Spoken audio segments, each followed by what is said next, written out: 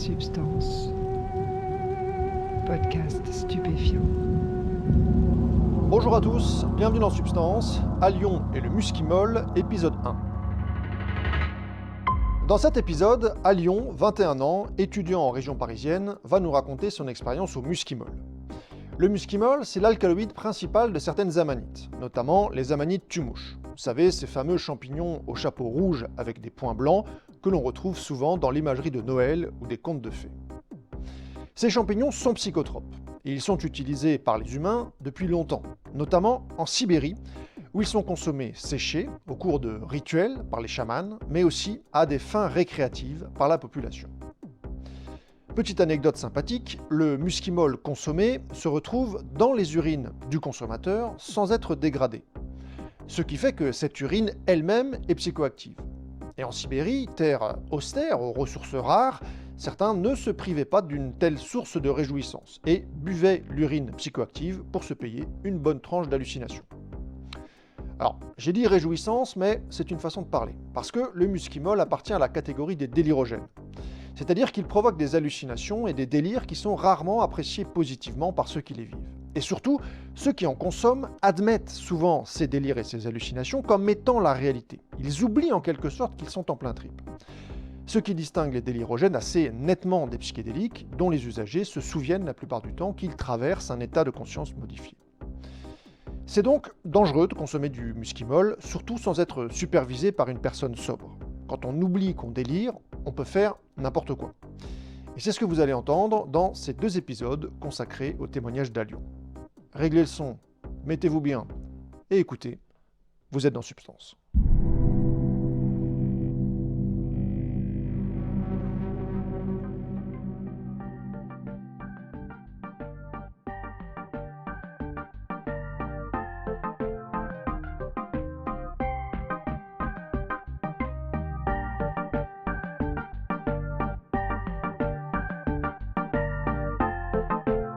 Alors mon parcours avec les drogues, en soi je pense qu'il est commun à beaucoup de personnes. Au lycée notamment, j'ai commencé à fumer donc du tabac, à boire voilà, en soirée, etc. À fumer du cannabis parfois. Et c'est vrai que j'ai toujours eu une certaine attirance, on va dire, pour les drogues, en fait, plus une curiosité en fait. J'avais toujours envie de... Ça m'intéressait de tester en fait les différents effets que ça pouvait procurer. Et j'étais tombé sur une vidéo YouTube, je crois, qui parlait justement des effets de différentes drogues et le passage sur les psychédéliques notamment m'avait beaucoup marqué puisqu'en fait, contrairement à d'autres drogues, ça me semblait beaucoup plus safe en fait. On me parlait voilà, qu'il n'y avait pas de risque de surdose, d'addiction, etc. Et donc de là, je me suis beaucoup intéressé justement aux différents psychédéliques, que ce soit LSD, psilocybine, la salvia, la DMT, etc.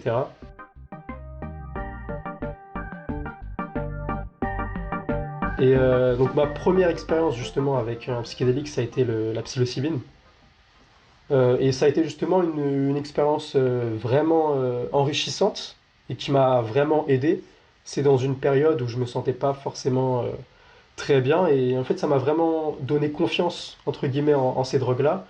Donc depuis 2 ans, j'en consomme environ tous les 2-3 mois à peu près. Je prends sous forme de truffes parce que les champignons, moi j'ai pas de contact tout simplement pour en avoir et les truffes sur internet ça se trouve assez facilement donc je consomme sous forme de truffes. Ok. Et donc oui, une expérience assez marquante, c'est ma toute première en fait. J'étais dans une période où je me sentais pas très bien. C'était mon ex-copine à l'époque qui m'avait quitté. J'ai perdu un proche et j'ai appris des choses dans ma famille, certains mensonges, notamment de ma mère, etc. Enfin, des choses qui m'ont vraiment, qui m'ont marqué. Et j'ai pris justement, j'ai fait cette première prise de psilocybine, c'était 15 grammes. Et ça m'a vraiment marqué parce que ça m'a fait totalement relativiser sur les problèmes que j'avais. Je les ai vus d'une autre manière. J'ai réussi en fait à voir du positif dans tout ce qui m'arrivait, même les choses négatives. Et ça m'a donné vraiment un souffle en fait pour me motiver et notamment après derrière à me remettre entre guillemets dans les rails d'une vie plus saine, parce que j'ai commencé après à boire tout ça, et ça m'a aidé à arrêter tout ça. Et ouais, à me remettre au sport et tout, ça a été une expérience vraiment très importante dans ma vie et, euh, et la plus importante. Après, j'ai repris d'autres fois de la psilocybine, enfin, j'en prends souvent, entre guillemets, mais ça, j'ai plus trop le même état d'esprit.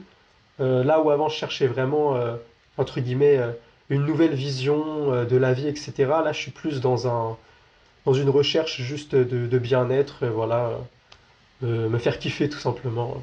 Mais c'est vrai que j'ai pas exploré encore d'autres substances. En fait, c'est vraiment du cannabis de temps en temps en soirée, mes tripes de psilocybine. Et là, donc j'ai testé le Muscimol. En fait, c'est ma première expérience avec une autre drogue forte, on va dire. Voilà. Les délirogènes, ça m'attirait aussi, parce que notamment sous certaines doses de psilocybine, par exemple, une fois, j'ai pris 45 grammes de truffes. Alors, je sais pas, mais je crois que c'est plutôt pas mal. Et c'est vrai que j'ai eu des moments où, justement, déjà, je me sentais un petit peu déliré. Alors, pour du coup avoir testé le Muscimol, ça n'a rien à voir. Mais c'est vrai que ça m'avait attiré ce côté délirogène.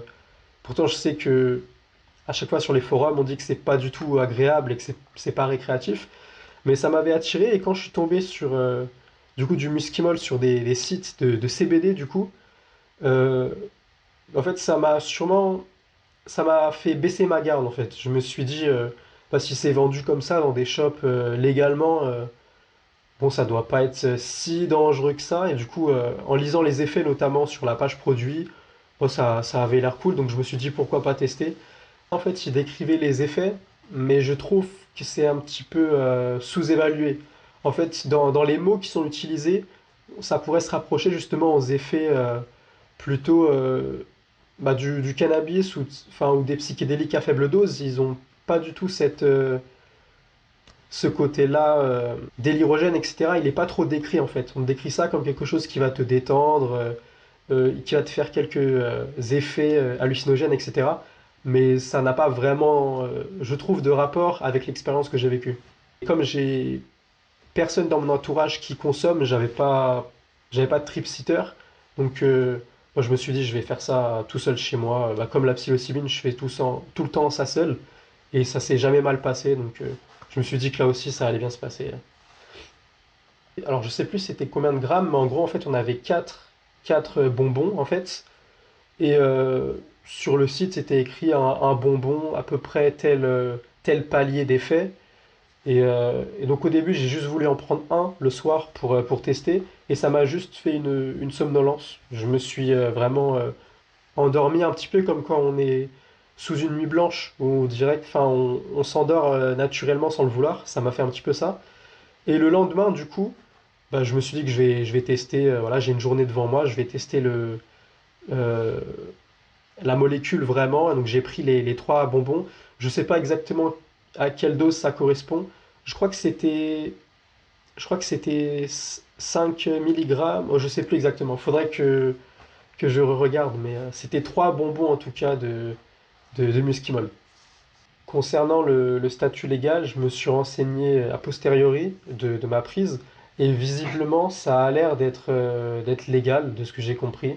Je ne sais pas si c'est un flou juridique ou si juste c'est autorisé, mais c'est vrai que sur ce site de CBD, j'ai découvert que certaines molécules que je pensais illégales en fait le sont, bah, notamment le THC en fait, puisqu'ils arrivent justement à contourner les réglementations, puisque je crois que c'est 0,3% dans le produit final, mais ils vendent des sirops en fait de je sais pas combien de millilitres, donc au final le 0,3%, bah, ça reste une dose assez forte en fait. Je sais pas si c'est la même chose avec le Miskimol ou quoi, mais en tout cas c'est vendu légalement. Ils me l'ont euh, ils me l'ont envoyé comme ça, un mec en scooter est venu me livrer. Il n'y avait pas vraiment de tabou visiblement. Donc quand j'ai commencé à prendre donc, ma vraie dose de Muscimol, c'était un matin, donc le lendemain de mon premier bonbon qui m'avait juste donné une somnolence. Et j'avais pas vraiment d'état d'esprit particulier, c'était vraiment de la curiosité. Voilà, essayer d'explorer cette molécule, voilà ce que ça peut faire, etc. Je pense que vraiment, le fait de l'avoir acheté comme ça légalement et d'avoir lu la description des effets, ça avait vraiment baissé ma garde parce que je m'attendais pas forcément à quelque chose d'énorme. Donc non, j'avais pas vraiment un état d'esprit particulier, c'était de la curiosité. Donc j'ai pris ça tout seul, ouais, dans mon appart, mais j'ai pas prévenu de personne ou quoi de ma prise, parce que dans mon entourage globalement j'ai vraiment aucun consommateur, donc j'ai pas forcément de personnes en cas de bad trip ou quoi, mais comme j'ai eu de très bonnes expériences, alors pourtant ça n'a rien à voir, mais comme j'ai eu de très bonnes expériences avec des fortes doses d'hallucinogènes, c'est vrai que j'arrive globalement à gérer mon bad trip, ce qui fait que là je me suis dit que ça allait être la même chose. Donc non, j'ai pas du tout pris de précautions ou quoi, c'était tout seul. Donc quand j'ai commencé ma prise, alors je me souviens plus trop de l'échelle de temps, notamment au niveau de la montée. Ce dont je me souviens, c'est que j'étais sur mon téléphone, j'étais sur Twitter en attendant que les effets montent. Et l'effet que j'ai eu justement, ça a été une somnolence. C'est-à-dire que j'ai vraiment commencé à m'endormir et à être dans une phase, comme quand on se couche tard ou quand on fait une nuit blanche, encore une fois, cette phase où on est mi-éveillé, mi-endormi, c'était les effets que j'ai eus. Peu à peu, j'ai commencé à plus comprendre les tweets que je lisais. Euh, Vraiment, les mots n'avaient plus trop de sens, etc. Je comprenais pas. Quand je voyais certains posts, je me disais vraiment, mais qu'est-ce que cette personne raconte? Vraiment, j'étais un petit peu perdu. J'ai notamment essayé après d'acheter une place de concert et j'étais sur un site qui n'avait rien à voir, donc forcément ça fonctionnait pas. Donc là, je commençais vraiment à être un petit peu perché. Puis ensuite, je me suis endormi et après, je me suis réveillé. J'ai une phase. Alors, est-ce que c'est endormi ou est-ce que c'est un blackout? Honnêtement, je m'en souviens plus trop. Mais j'ai quand même une phase de trou. Alors juste une petite pause pour vous expliquer ce que vous allez entendre. À ce moment du trip, Alion a commencé à prendre une note vocale sur son smartphone et ne va pas l'arrêter. Ce qui fait qu'il a enregistré tout le début de son expérience. Il a accepté de m'envoyer le fichier et que je le diffuse. J'ai donc entrecoupé son récit avec quelques passages de l'enregistrement de son trip. Vous allez entendre que c'est assez révélateur de son état psychologique à ce moment-là. Après m'être réveillé, ce qui m'a frappé en fait, c'est assez compliqué à décrire, mais c'est une sorte de lumière blanche que je voyais. Donc je la voyais à l'intérieur de ma tête, mais je la voyais quand même les yeux ouverts. C'est assez spécial. Et je sais pas pourquoi, mais j'avais l'impression que cette lumière blanche, cette entité, c'était vraiment quelque chose d'important, d'omnipotent en fait, comme une divinité. C'était quelque chose qui allait m'apporter du bonheur. Je suis en train de faire là où il y a toute chose. Je suis en train de faire là où il y a le monde. Je suis en train de faire là où il y a les gens. Là où il y a les gens qui respirent. Là où il y a les gens qui se ferment. Là où il y a les gens qui se closent. Je suis en train de faire tout ça. Et là, je suis en train de partir parce que j'essaye de faire l'homme qui fera tout ça. L'homme qui fera tout. Voilà, c'est assez spécial. Et j'ai commencé à être dans une phase où là j'étais vraiment dans le délirogène, c'est-à-dire que je me souvenais absolument plus que j'avais consommé. Et la réalité du coup, donc ce trip, c'était vraiment la réalité. Je me rendais absolument pas compte que j'étais en train de délirer et toutes mes pensées étaient vraies pour moi à ce moment-là. Et là, je suis en train de le faire. Allez. Allez, bande de bâtards.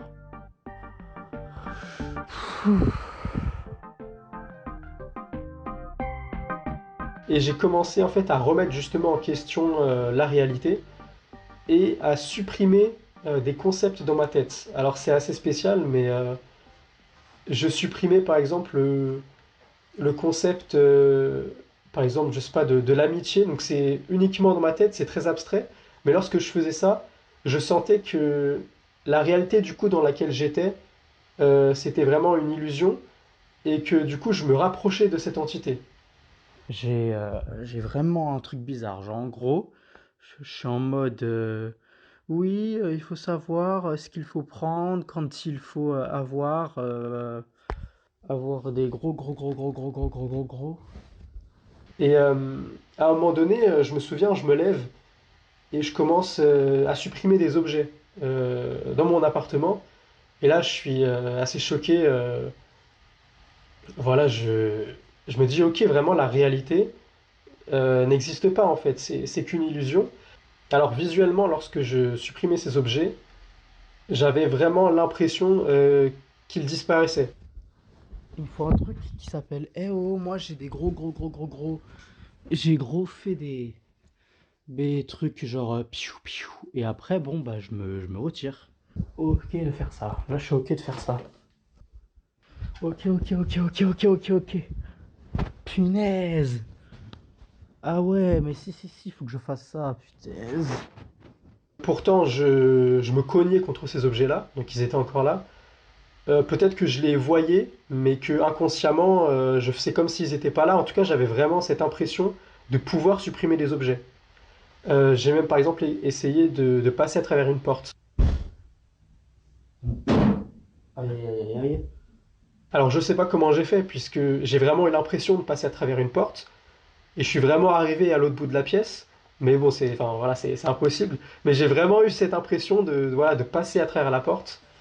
Donc c'est assez spécial en fait, cet effet-là de faire des choses qui sont complètement impossibles, mais pourtant d'y croire vraiment. Je suis en train de faire là où il y a toute chose. Je suis en train de faire là où il y a le monde. Je suis en train de faire là où il y a les gens. Là où il y a les gens qui respirent.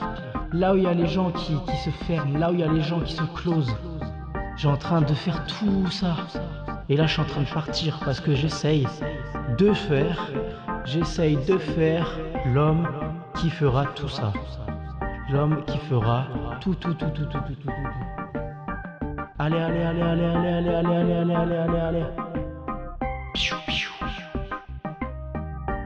Eh oh, moi j'ai des gros. Piou, piou.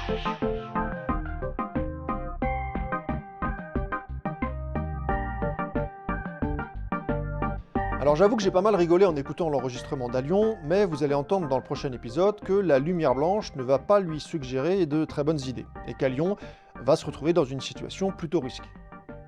Avant de vous quitter, un petit rappel que vous pouvez soutenir Substance grâce à une page Tipeee dont vous trouverez le lien en épisode. Dans le prochain épisode, Alion nous racontera la suite de son expérience. D'ici là, portez-vous bien.